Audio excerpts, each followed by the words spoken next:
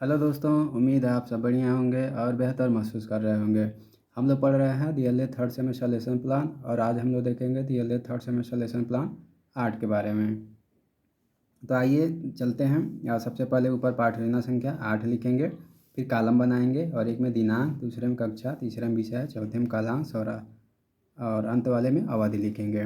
फिर हम दिनांक 6 मई 2025 को हमने पाठ योजना संख्या 8 पढ़ाया था बच्चों को कक्षा 4 के लिए और विषय हमारा विज्ञान था। कालांश तीसरा था, अवधि हमारा 40 मिनट का था।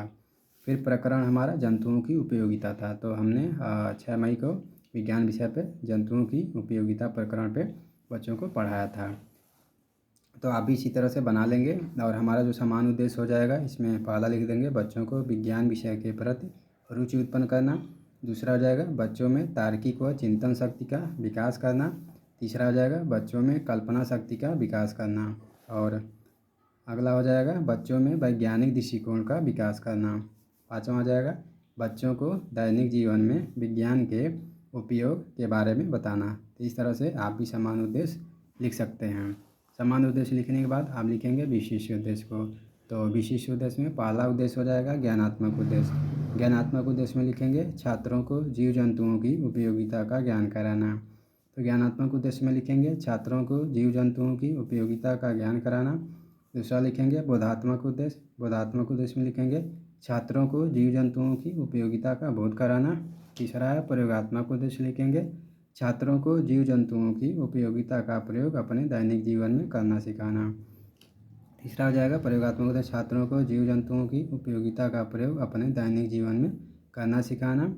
और लास्ट हो जाएगा कौशलात्मक उद्देश्य। कौशलात्मक उद्देश्य में लिखेंगे छात्रों को जीव जंतुओं की उपयोगिता का कौशल सिखाना। इस तरह से आपका विशिष्ट उद्देश्य बनकर तैयार हो जाएगा, जिसमें ज्ञानात्मक उद्देश्य, बोधात्मक उद्देश्य, प्रयोगात्मक उद्देश्य और कौशलात्मक उद्देश्य हो जाएगा। इसी तरह से आप भी विशिष्ट उद्देश्य लिख सकते हैं। फिर हम आते हैं सहायक सामग्री पे। सहायक सामग्री में लिखेंगे चाक, डस्टर, पॉइंटर तथा अन्य शिक्षण उपयोगी वस्तुएं। यह सहायक सामग्री में लिख लेंगे। फिर हम उसके नीचे लिखेंगे पूर्व ज्ञान। पूर्व ज्ञान में लिखेंगे बच्चे जंतुओं की उपयोगिता के बारे में सामान्य जानकारी रखते हैं। तो सहायक सामग्री लिखने के बाद पूर्व ज्ञान लिख लेंगे और पूर्व ज्ञान लिखने के बाद प्रस्तावना प्रश्न बनाएंगे। तो प्रस्तावना प्रश्न बनाने के लिए सबसे पहले आप 3 कॉलम बनाइएगा। एक में क्रम संख्या लिखिएगा, दूसरे में छात्राध्यापक कथन लिखिएगा, तीसरे में छात्र या छात्रा कथन लिखिएगा। तो हमने पहला प्रश्न पूछा था बच्चों हम लोग कहाँ रहते हैं, तो बच्चे बताए थे गांव या शहर में। हमने पूछा था गांव या शहर में रहते हो, बच्चे ने बताया था गांव में रहते हैं। ठीक है, पहला प्रश्न था बच्चों हम लोग कहाँ रहते हैं, गांव या शहर में। बच्चे बताए थे गांव में। फिर हमने पूछा था गांव में हमारे आसपास कौन कौन रहते हैं। बच्चों ने बताया था हमारे पड़ोसी जीव जंतु पेड़ पौधे रहते हैं। फिर हमने पूछा था जीव जंतु की उपयोगिता बताइए। तो ये जो प्रश्न निकलते हैं इसी में से आप प्रश्न बनाते जाएंगे। तो हमने जीव जंतु पे बना दिया था जीव जंतुओं की उपयोगिता बताइए। बच्चे यहाँ पे नहीं बता पाए थे, समस्यात्मक हो गया था। तो इस तरह से प्रस्तावना प्रश्न निकल जाएगा। फिर हम लिखेंगे उद्देश्य कथन। उद्देश्य कथन में लिखेंगे बच्चों आज हम लोग जीव जंतुओं की उपयोगिता के बारे में पढ़ेंगे व समझेंगे। इस तरह से आपका उद्देश्य कथन भी हो जाएगा। फिर यहाँ पे हम अपना प्रस्तुतिकरण स्टार्ट करेंगे। प्रस्तुतिकरण के लिए सबसे पहले 3 कॉलम बनाएंगे। एक में शिक्षण बिंदु लिखेंगे, दूसरे में छात्राध्यापक कथन लिखेंगे, तीसरे में छात्र या छात्रा कथन लिखेंगे। शिक्षण बिंदु में लिखेंगे जीव जंतुओं की उपयोगिता। जीव जंतुओं की उपयोगिता में कुछ प्रश्न पूछ लेंगे, जैसे बच्चों कुछ जीव जंतुओं के नाम बताओ। बच्चे बताएंगे गाय, भैंस, बकरी, मुर्गी। फिर हम पूछेंगे जीव जंतुओं की उपयोगिता बताओ। यहाँ पे बच्चे नहीं बता पाएंगे, मौन हो जाएंगे। जब बच्चे मौन हो जाएंगे तो हम अपना स्पष्टीकरण शुरू करेंगे। इसको छात्र या छात्रा ध्यानपूर्वक सुनेंगे। तो आइए स्पष्टीकरण देखते हैं। तो हमने बताया था बच्चों हम लोग जिस परिवेश में रहते हैं वहाँ हमारे अलावा विभिन्न प्रकार के जीव जंतु भी रहते हैं जो हमारे लिए बहुत ही उपयोगी होते हैं। जैसे गाय व भैंस से हमें दूध मिलता है, साथ ही गोबर भी मिलता है जिसका उपयोग हम खाद के रूप में करते हैं। दूसरा था मुर्गी से हमें अंडे मिलता है जिसका उपयोग हम खाने में करते हैं।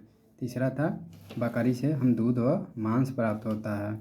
और चौथा था कुत्ते हमारे घरों की रखवाली करते हैं। इस तरह से हमने जीव जंतुओं की उपयोगिता बच्चों को बता दिया था।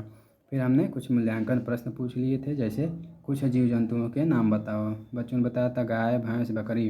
जब आप चैप्टर पढ़ा लेंगे उसके तुरंत बाद मूल्यांकन प्रश्न पूछेंगे।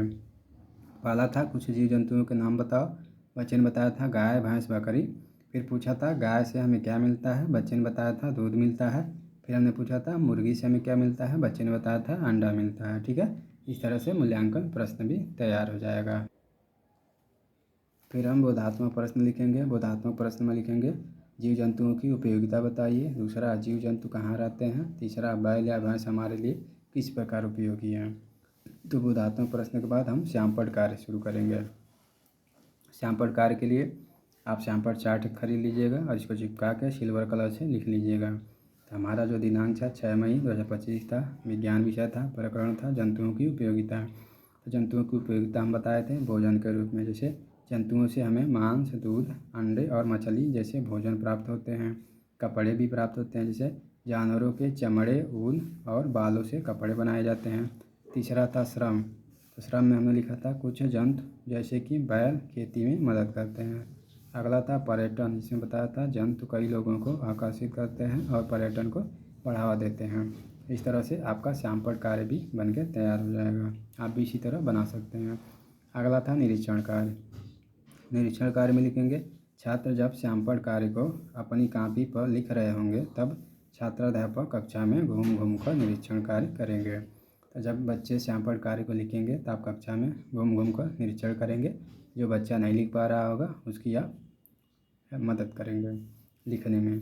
और अगला है गृहकार्य। तो गृहकार्य में लिखेंगे बच्चों आप सभी अपने आसपास के जंतुओं के नाम और उनकी उपयोगिता को अपनी कॉपी पर लिख कर लाएंगे। ठीक है, तो गृहकार्य में लिख देंगे बच्चों आप सभी अपने आसपास के जंतुओं के नाम और उनकी उपयोगिता को अपनी कॉपी पर लिख कर लाएंगे। इस तरह से आपका पाठ योजना बन के तैयार हो जाता है। तो उम्मीद है आपको पाठ योजना अच्छा लगा होगा और अपने दोस्तों तक भी शेयर कर दीजिएगा ताकि वे भी इस पाठ योजना को बना सकें। धन्यवाद।